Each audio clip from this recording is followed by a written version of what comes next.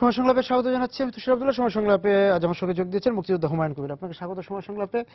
আমি মার্চেই যেহেতু আমরা আছি সেই জায়গা থেকে যে মুক্তিযুদ্ধে যে সম্পৃক্ততা, আপনি তো তখন একটি মহকুমা শহরে ছিলেন, ঢাকায়, তখন ঢাকা বা বিশ্ববিদ্যালয় ঢাকা বিশ্ববিদ্যালয় ছিল, পরবর্তীতে নবীনগর বা ওদিকে গিয়েছেন।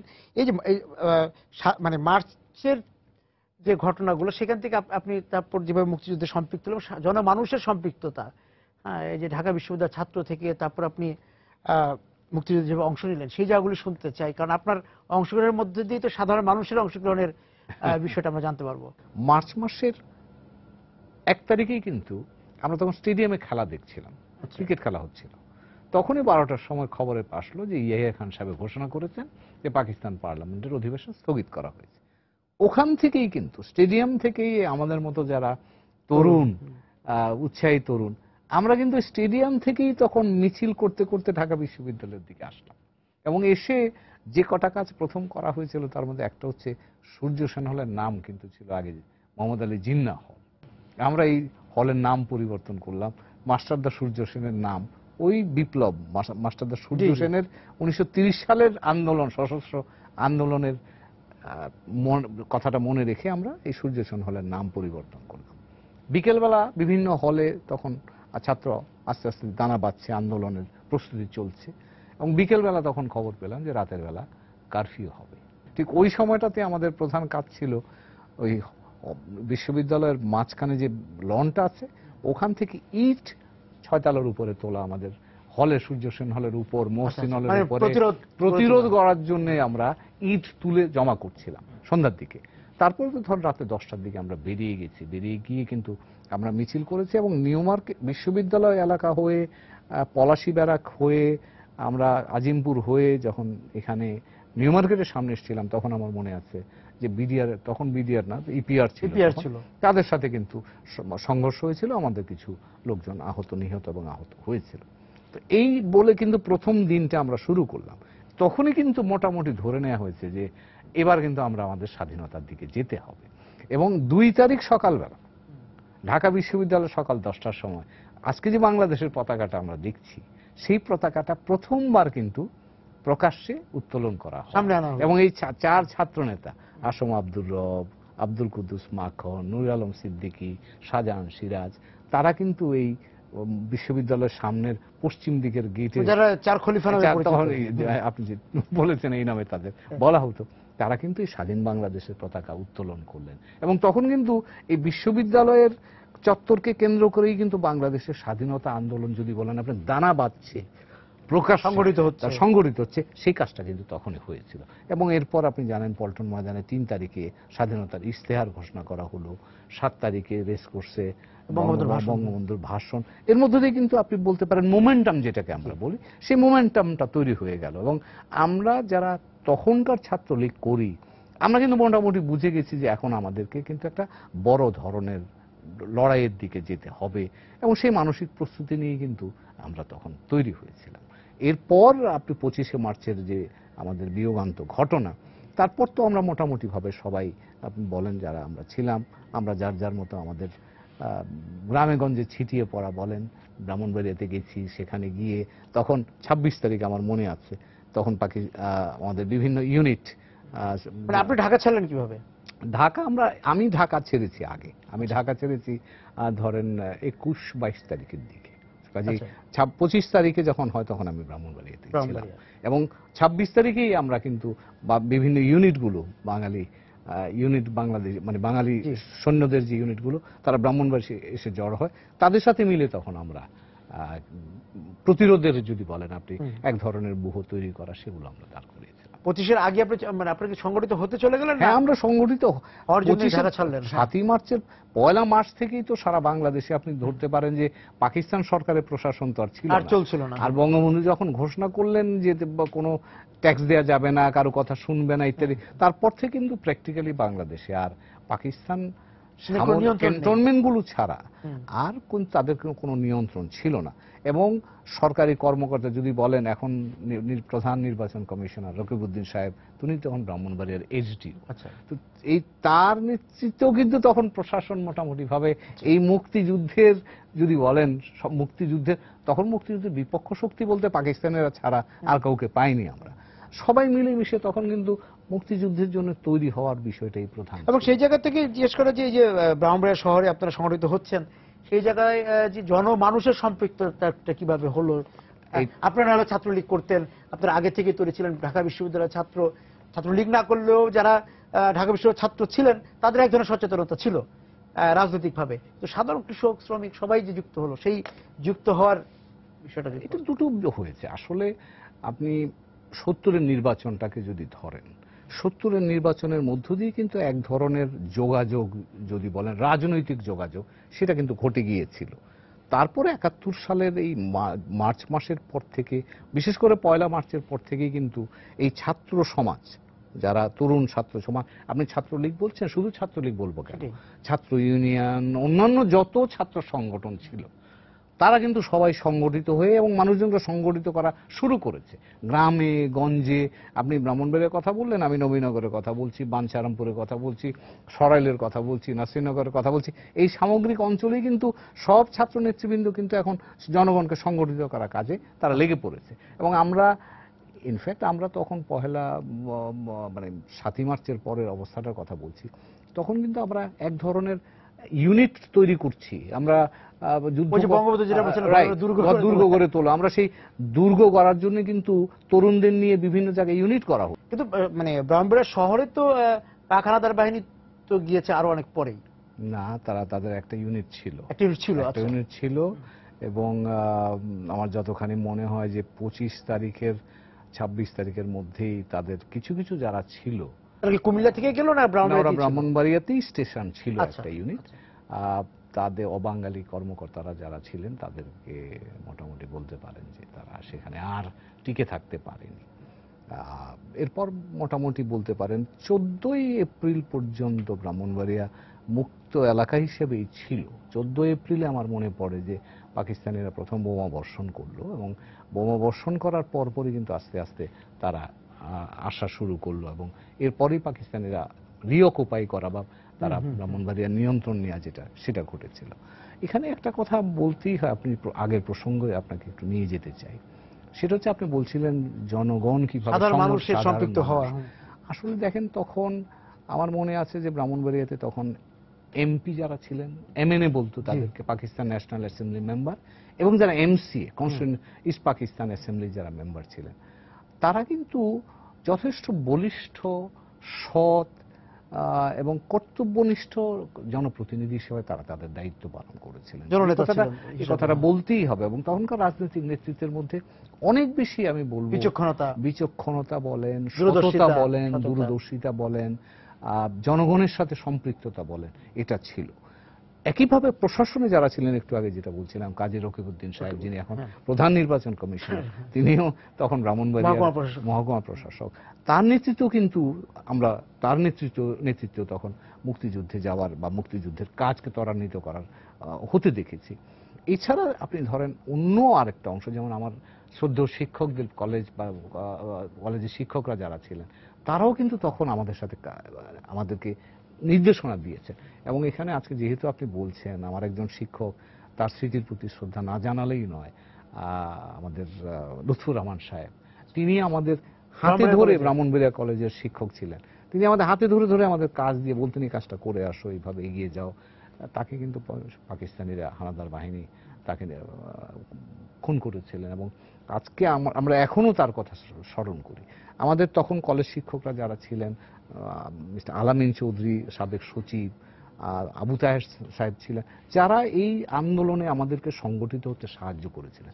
কাজেই আপনি রাজনৈতিক নেতৃবৃন্দ, ছাত্র নেতৃবৃন্দ বলেন, শিক্ষক, আপনি প্রশাসনের যারা আছেন, সকলেই মিলে কিন্তু তখন একটা সকল জনগণের একটা, আপনি বলতে পারেন যে এটা একটা আন্দোলনে রূপান্তরিত হয়েছে। আপনি কি ব্রাহ্মণবাড়িয়া থেকে তারপর কি প্রশিক্ষণের জন্য চলে গেলেন? হ্যাঁ, আমরা তারপরে ধরেন 14ই এপ্রিল যখন পাক বিমান বাহিনী ব্রাহ্মণবাড়িয়ার উপর আক্রমণ করলো, তখন আমরা বুঝতে পারলাম যে এখন আর এখানে টিকে থাকা যাবে না। তখন আমরা নবীনগরে গেলাম এবং নবীনগরেও কিন্তু এরপরে পাকিস্তানের গানবোট গিয়ে আক্রমণ করলো। তারপর আমরা নিজেরা সিদ্ধান্ত নিয়ে ভারতে গেলাম, আগরতলাতে গেলাম। আগরতলাতে কিছুদিন থেকে তারপরে দেরাদুনে আমাদের একটা ট্রেনিং এর ব্যবস্থা করা হয়েছিল, আমরা সেখানে ট্রেনিং চলে যাই। ট্রেনিং দিয়ে এসে আবার ফেরত বাংলাদেশে ঢুকি।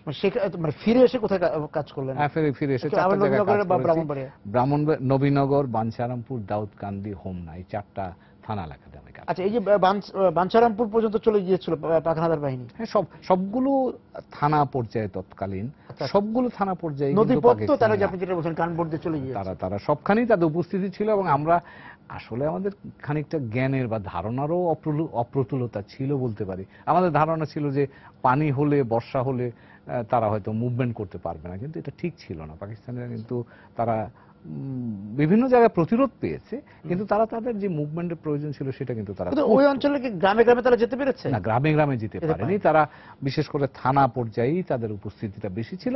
থানার আশপাশে তাদের যেটুকু আশপাশের যে গ্রামগুলো সেগুলোতে তারা মাঝে মধ্যে গেছে। কিন্তু বাঞ্ছারামপুর, নবীনগর এবং হোমনা, এই 3টা থানার পেছন দিকটা যদি বলেন আপনি, এটা একেবারেই দুর্গম এলাকা। তখন পানি ছাড়া রাস্তাঘাট ছিল না, তো কাজে সেটাকে আমরা আমাদের মুক্তাঞ্চল হিসেবে আমরা ব্যবহার করতাম এবং আমাদের ওই অঞ্চলের যে ঘাটিগুলো ছিল সেগুলো প্রায় সবগুলো ওই অঞ্চলেই ছিল। মুক্ত করলেন কবে নবীনগর? নবীনগর তো মুক্ত হলো আমার যেটু মনে করতে পারছি এটা বোধহয় 11ই ডিসেম্বর। আচ্ছা, শেষ পর্যায়ে এসে 11ই ডিসেম্বর, রাইট। এবং সেখানে কিন্তু একটা বড়সড় যুদ্ধ হয়েছিল। 147 জন পাকিস্তানি সেনাকে 4 দিন যুদ্ধের পরে কিন্তু আমরা বন্দী করতে সমর্থ হয়েছিলাম। ওরা নিজেদের আত্মরক্ষার্থে যেমন আমাদের উপর আক্রমণ চালিয়েছে, নিরীহ গ্রামবাসীদের উপর আক্রমণ চালিয়ে এবং এই যে নিরীহ শব্দটা বললেন, নিরীহ গ্রামবাসী, তারাও তো এর সঙ্গে পরোক্ষভাবে পুরোপুরি সম্পৃক্ত হয়ে গেছে, আশ্রয়। নিশ্চয়ই বাংলাদেশের সবাই মুক্তিযুদ্ধ, আমরা সকল 99.9% মানুষ কিন্তু এই মুক্তিযুদ্ধের পক্ষে কাজ করেছে। আমরা যারা সশস্ত্রভাবে কাজ করেছি, তা আমাদের জন্য আমাদের অস্ত্র ক্যারি করে দিয়েছে না লোকজন, আমাদেরকে নৌকা দিয়ে গ্রাম থেকে ওই গ্রাম নিয়ে গেছে না, আমাদের খাওয়া দিয়েছে না, থাকার জায়গা দিয়েছে না। আমরা তো ইভেন সাধারণ মানুষকে ইন্টেলিজেন্স ওয়ার্কের জন্য পাঠাতাম, ওখানে দেখে আসো গিয়ে ওই এলাকায় ওরা গুপ্তচর বৃত্তির জন্য আমরা তাদেরকে পাঠাতাম এবং তারা সেই কাজটা করতো। কাজেই বিভিন্ন স্তরে বিভিন্ন পর্যায়ে মানুষ মুক্তিযুদ্ধের পক্ষে দাঁড়িয়েছে এবং এত বড় যুদ্ধে বা এত বড় একটা যুদ্ধ যা সম্ভব হতো না যদি না আমরা সবাই ঐক্যবদ্ধ থাকতাম। এবং মুক্তিযুদ্ধের যদি একটা শিক্ষা আমরা পেয়ে থাকি সেটা হচ্ছে আমরা বাংলাদেশিরা যখন ঐক্যবদ্ধভাবে দাঁড়াতে পারবো, তখন যত বড় সমস্যায় থাকুক সেই সমস্যা আমরা উতরাবার ক্ষমতা রাখি। আমি যে বিরতিতে যাচ্ছি, ফিরে এসে আপনার যে কথাটা বলেন সেই জায়গা থেকে প্রশ্নটা করা যে 71-এ আমরা এক হতে পেরেছিলাম, তারপর আমাদের মধ্যে বিচ্ছিন্নতা কেন, আমাদের মধ্যে এই যে আমরা আর এক থাকতে পারলাম না, এবং জনমানুষের বিচ্ছিন্নতা কেন হলো, রাষ্ট্র থেকে আমাদের যে লক্ষ্য, যে গন্তব্য, সেই জায়গা থেকে একসঙ্গে চলার হয়ে উঠে না, এবং তাদের যে সম্পৃক্ততা সেই জায়গার স্বীকৃতিগুলি নিয়ে আপনি যদি কথা বলেন, কারণ আপনি পরবর্তীতে নীতি নির্ধারণী পর্যায়ে ছিলেন। 99.9 মানুষ মুক্তিযুদ্ধের সপক্ষে ছিলেন এবং মুক্তিযুদ্ধের নানাভাবে পরোক্ষ প্রত্যক্ষভাবে, কেউ তো অস্ত্র নেয়নি, কিন্তু অন্যভাবে আশ্রয় প্রশ্রয় সবকিছু ভাবে আপনি গুপ্তচর বৃত্তির কথা বলছেন, সেই জায়গায় কাজ করেছে। এবং 71-এর সবচেয়ে বড় অর্জন হচ্ছে যে সবাই একসঙ্গে কাজ করা। 44 বছরে আমরা সেই জায়গা থেকে চ্যুত হলাম কেন? মুক্তিযুদ্ধের যে চেতনা বা প্রেরণা, যেটা সকল মানুষকে একসাথে নিয়ে আসতে পেরেছিল, সেই চেতনা বা প্রেরণাটাকে আমরা কিন্তু যথেষ্ট সম্মানের সাথে ধরে রাখতে পারিনি। ফলে যারা যে সরলতা, যেই আমরা বলি যে মানুষের যে চিন্তার স্বচ্ছতা বা যে অনুপ্রেরণা শক্তি যেটা ছিল, সেটা ক্ষয় পেয়েছে এবং মানুষ হতাশ হয়েছে।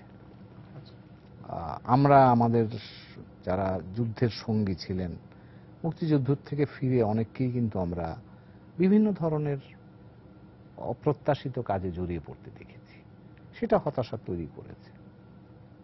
তারপরে যেটা হয় যে সকল মানুষকে মানে 70 থেকে শুরু করে 71 পর্যন্ত বাংলাদেশের মানুষ কিন্তু কোনো দলীয় রাজনীতির ইয়ের মধ্যে ছিল না, দলের বাইরে গিয়েও একটা নিজস্ব বলয় তৈরি করেছিল।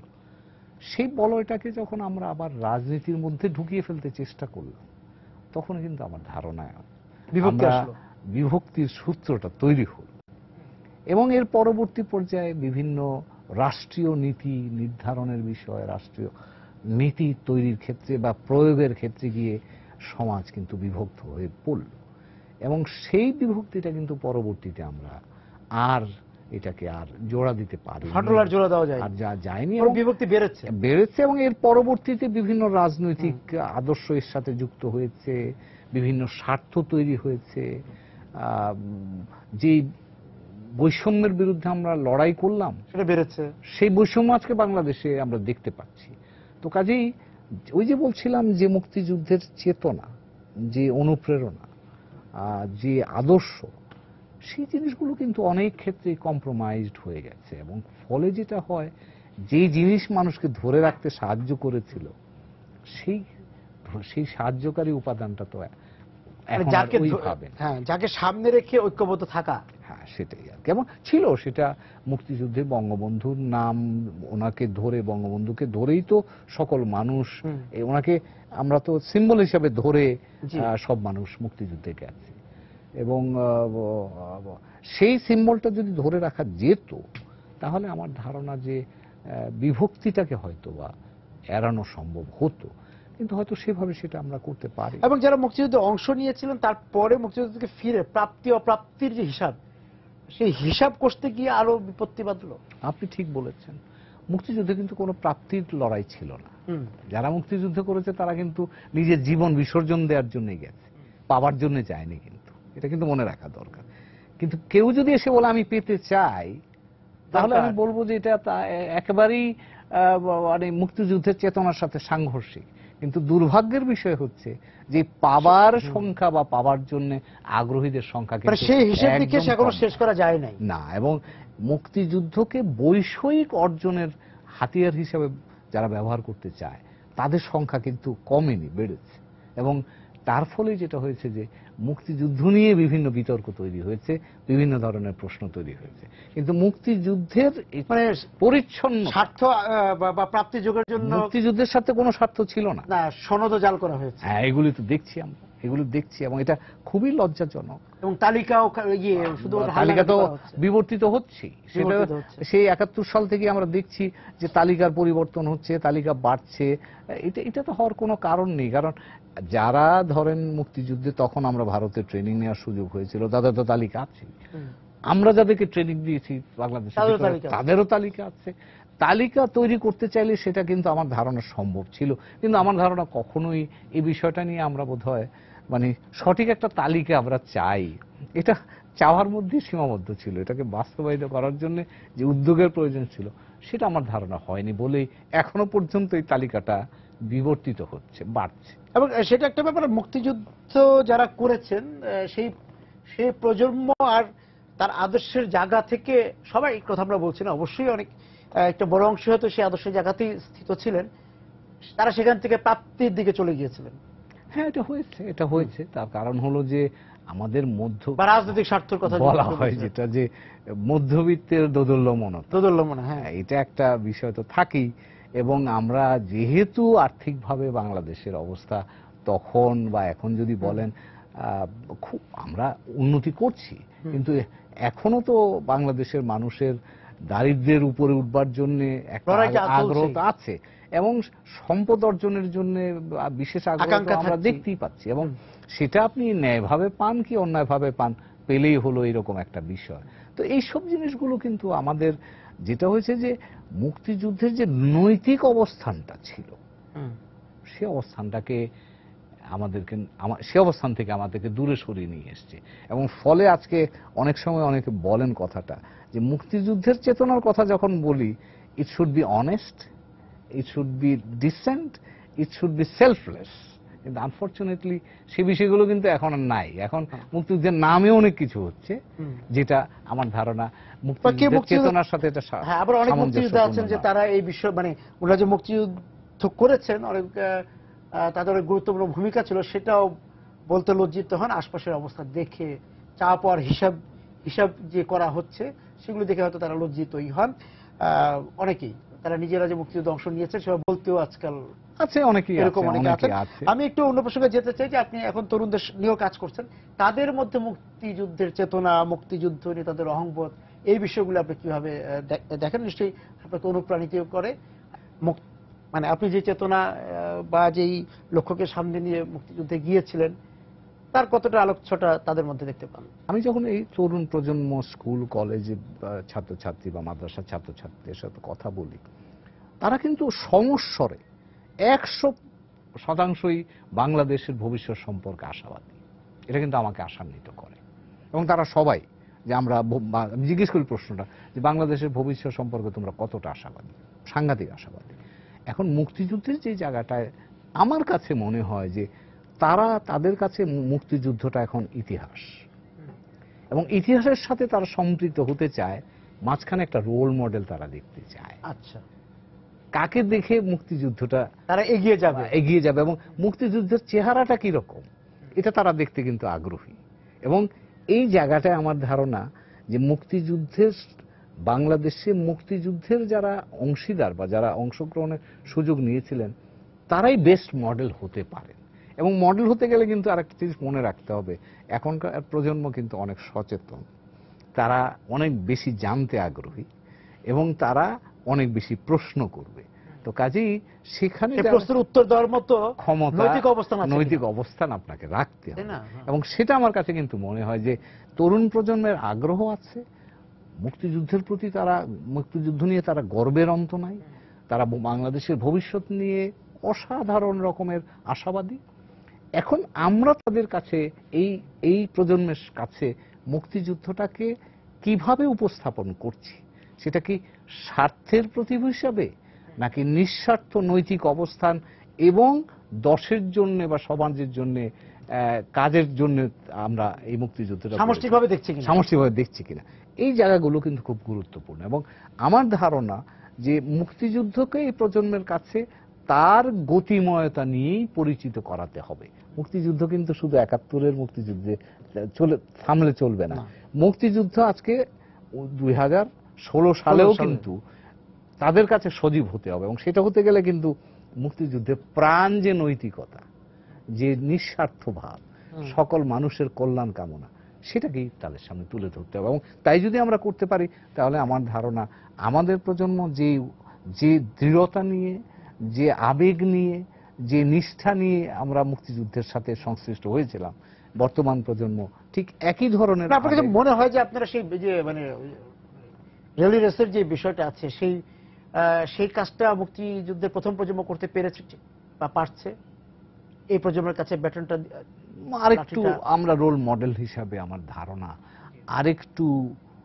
আরেকটু বেশি ভাবে বা আরেকটু উৎকর্ষতার সাথে বোধহয় নিজেদেরকে তাদের সামনে উপস্থিত করতে পারলে বোধহয় মুক্তিযুদ্ধ সেই জায়গাটায় মানে যদি আত্মসমালোচনাই করতে হয় যে হ্যাঁ সার্বিকভাবে আমরা সার্বিকভাবে কথা বলছি, ব্যক্তিগতভাবে অনেকে থাকতেই পারেন, শুদ্ধতাটা ধরে রাখা যায়নি, রাজনৈতিক কারণে হোক, সামাজিক। আমার ধারণা যে আপনি একমত, আমি আপনার সাথে অনেকাংশেই একমত যে এই বিষয়টা তরুণ প্রজন্ম কিন্তু সবসময় আদর্শবান হয় এবং তারা কিন্তু আদর্শ দেখতে চায়, স্বচ্ছ আদর্শ, শুদ্ধ আদর্শ। আপনি যে কথাটা বলছেন সেই শুদ্ধতার দিকে তারা ধাবিত হবেই।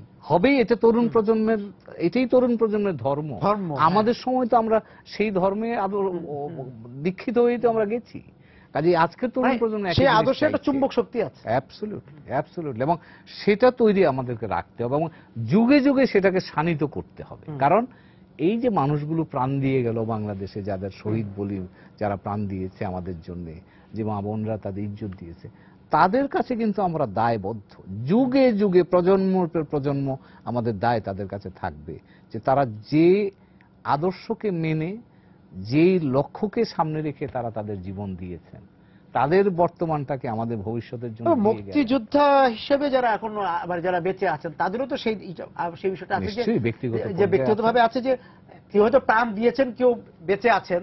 হ্যাঁ, তাদের তখনকার যে উদ্দেশ্য ছিল সেইটা তো ওই যে মিথ্যে ছিল না। না না, নিশ্চয়ই না। এবং হ্যাঁ। সেটা যেটা দরকার সেটা হচ্ছে ব্যক্তিগত পর্যায়ে এবং সামষ্টিক দুই ভাবেই যদি সম্ভব হয়, তাহলে আমি মনে করব যে আমরা যে আদর্শ নিয়ে গেছি, যে অবস্থান নিয়ে গেছি, যে আবেগ নিয়ে গেছি, সেটা তরুণ প্রজন্মের কাছে আমরা আবার তাদের কাছে এটাকে। এবং এখানে আপনার কাছে মনে হয় যে এটার সম্ভবই ছিল মুক্তিযোদ্ধারা একটু রাজনৈতিকভাবে বিভক্তির মধ্যে পড়ে গিয়েছে বা রাজনৈতিক ব্যবহারের শিকার হয়েছে। পুরো সমাজটাই তো আমরা বিভক্তিতে পড়ে গেছি। এবং মুক্তিযুদ্ধের মতো মহান এত বড় কাজ আমরা তো করতে পারতাম না যদি সবাই একসাথে না দাঁড়াতে পারতাম। সেই জায়গাটায় তো অনেকটা তফাৎ তৈরি হয়েছে, বিভক্তি তৈরি হয়েছে, এবং যে কারণে আজকে যেটা ভালো জিনিস সেটাকেও কিন্তু বিভক্তির মধ্যে ফেলে দেওয়া হচ্ছে। অনেক প্রশ্নের তৈরি করা হচ্ছে, যেটা মানে আমি মনে করি এর কোনো প্রয়োজন নাই। কারণ মুক্তিযুদ্ধ চিরদিন সজীব থাকবে, চিরদিনই প্রাণবন্ত থাকবে, এবং জেনারেশনস আফটার জেনারেশনস কিন্তু এবং যে ভরসার জায়গা তো সেখানেই যে মানে আমি জানি না আপনি ওই জায়গায় ভরসার জায়গা কিনা, যে প্রজন্মের কাছে সাথে আপনি এখন কথা বলেন, তৃতীয় প্রজন্ম, তারাই সেই জায়গায় একটা মীমাংসার জায়গায় আবার জাতিকে পৌঁছে দেবে সময়ের প্রয়োজনে। দেবে কারণ হচ্ছে যে ধরেন আপনার এটা এখনকার প্রজন্ম তো ৭১-এর প্রজন্ম, আমাদের প্রজন্ম আগামী ১০-১৫-২০ বছর পর শেষ হয়ে যাবে, বাংলাদেশ তো শেষ হবে না। এবং আমরা যেই বাংলাদেশকে দেখেছি ৭১ সালে, আজকের বাংলাদেশ তার চেয়ে অনেক ভালো। এখন থেকে আবার আরেক প্রজন্মের পরের বাংলাদেশ আরো ভালো হবে। কাজেই সেই ভবিষ্যৎ ভালো বাংলাদেশকে ধারণ করতে হলে, ধরে রাখতে হলে মুক্তিযুদ্ধের চেতনা থাকবে, এবং মুক্তিযুদ্ধের চেতনাকে ধারণ করে সমসাময়িক জীবন প্রবাহের সাথে চলবার মতো যোগ্যতা, দক্ষতা তাদেরকে অর্জন করতে হবে। আপনাকে অনেক ধন্যবাদ আজকে আমাদের সঙ্গে যোগ দেওয়ার জন্য। দর্শক যারা ছিলেন সময় সংলাপ এতক্ষণ আমাদের সঙ্গে আলোচনা, আপনাদেরকে ধন্যবাদ জেনে শেষ করছি আজকে সময় সংলাপ। দেখা হবে আগামী দিন। সবাই সুন্দর থাকুন।